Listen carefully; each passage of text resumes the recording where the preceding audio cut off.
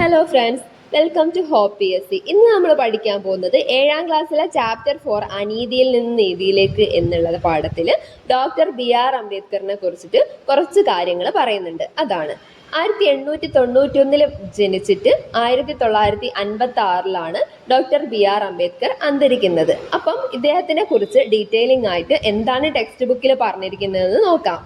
Indian ഭരണഘടനയുടെ ശില്പി എന്ന് വിശേഷിപ്പിക്കപ്പെടുന്ന വ്യക്തിയാണ് ഡോക്ടർ BR അംബേദ്കർ. ആധുനിക മനു, ആധുനിക ബുദ്ധൻ എന്നിങ്ങനെ അറിയപ്പെടുന്നു. ഈ 3 ഫാക്ട്സും PYQ ആണ്. ഇന്ത്യൻ ഭരണഘടനയുടെ ശില്പി, ആധുനിക മനു, ആധുനിക ബുദ്ധൻ ഓർത്ത് വെച്ചേക്കുക കേട്ടോ.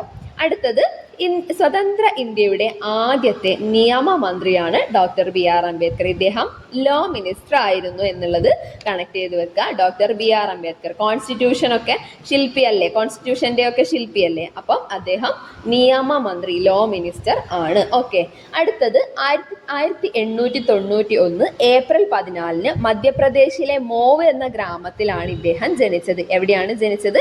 മധ്യപ്രദേശിൽ മോവ് എന്ന സ്ഥലത്ത് 1891 ഡോക്ടർ BR അംബേദ്കർ ജനിച്ചത്.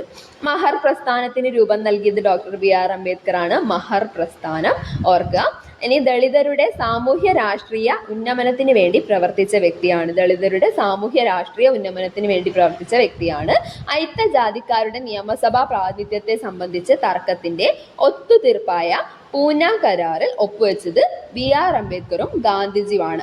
അപ്പൊ തന്നെ ഓർക്കുക, പൂന കരാറിന്റെ വർഷം 1932 1932 പൂന കരാർ. അതിൽ സൈൻ ചെയ്തത് ഡോക്ടർ BR അംബേദ്കറും ഗാന്ധിജിയുമാണ്.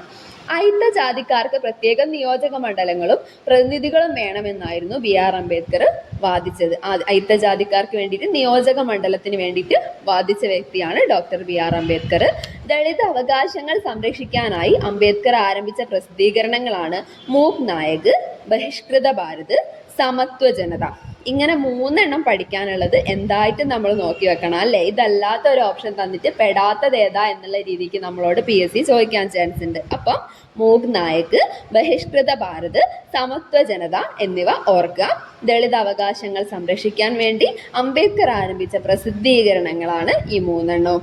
അംബേദ്കർ സ്ഥാപിച്ച സംഘടനയാണ് ബഹിഷ്കൃത ഹിതകാരിണി സഭ. ഇത് PSC PYQ ആണ്. അംബേദ്കർ സ്ഥാപിച്ച സംഘടനയുടെ പേരെന്താണ്? ബഹിഷ്കൃത ഹിതകാരിണി സഭ.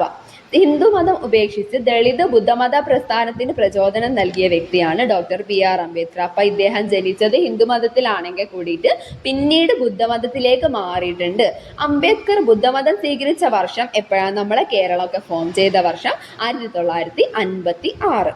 തൊട്ടുകൂടായ്മയെ ന്യായീകരിക്കുന്നതിനാൽ മനുസ്മൃതിയുടെ പകർപ്പുകൾ കത്തിക്കാൻ 1927 ഡിസംബർ 25 നേതൃത്വം നൽകി. അപ്പം 1927 ക്രിസ്മസ് ഡേയുടെ അന്ന് ഇവര് മനുസ്മൃതി എന്നുള്ള ബുക്കിന്റെ പകർപ്പുകളൊക്കെ കത്തിച്ചു കളഞ്ഞു. കാരണം ആ ബുക്കിന്റെ അകത്ത് തൊട്ടുകൂടായ്മയെ ന്യായീകരിച്ചുകൊണ്ട് കുറെ കാര്യങ്ങൾ പറയുന്നുണ്ടായിരുന്നത്രേ. അപ്പം ഡിസംബർ 25 മനുസ്മൃതി ദഹൻ ദിനമായി അംബേദ്കറിറ്റുകളും ദളിതരും ആഘോഷിക്കുന്നു എന്നുള്ളതും ഓർക്കുക കേട്ടോ. അംബേദ്കറിറ്റ് പറഞ്ഞാൽ അംബേദ്കറിന്റെ ഫോളോവേഴ്സ്, അവരും ദളിതരും ഒക്കെ മനുസ്മൃതി ദഹൻ ദിനമായി ആചരിക്കുന്നത് ഡിസംബർ 25. അംബേദ്കറിന്റെ പ്രധാനപ്പെട്ട കൃതികൾ ഒന്ന് നോക്കാം.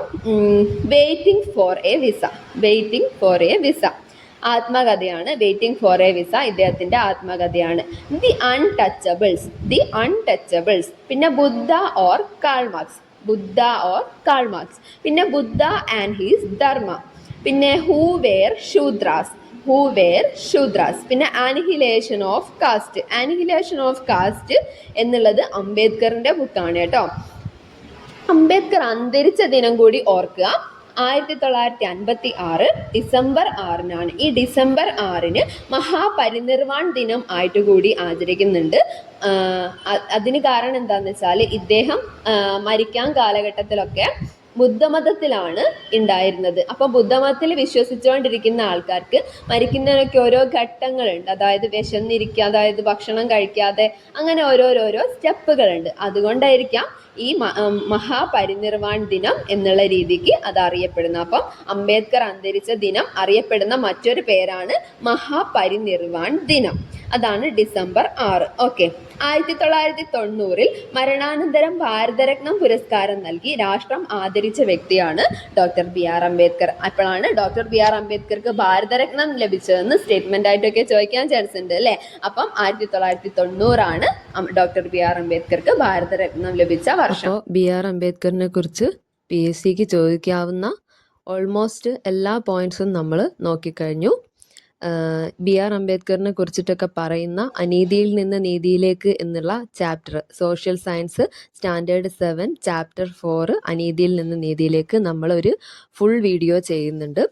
അപ്പം ആ വീഡിയോ സെറ്റായി കഴിയുമ്പോൾ അതിൻ്റെ ലിങ്ക് ഞാനിവിടെ ഫസ്റ്റ് കമൻ്റായിട്ട് പിൻ ചെയ്ത് വെച്ചേക്കാം. അതൊന്ന് ചെക്ക് ചെയ്യണേ. അപ്പോൾ ഓക്കെ ഫ്രണ്ട്സ്, താങ്ക് യു.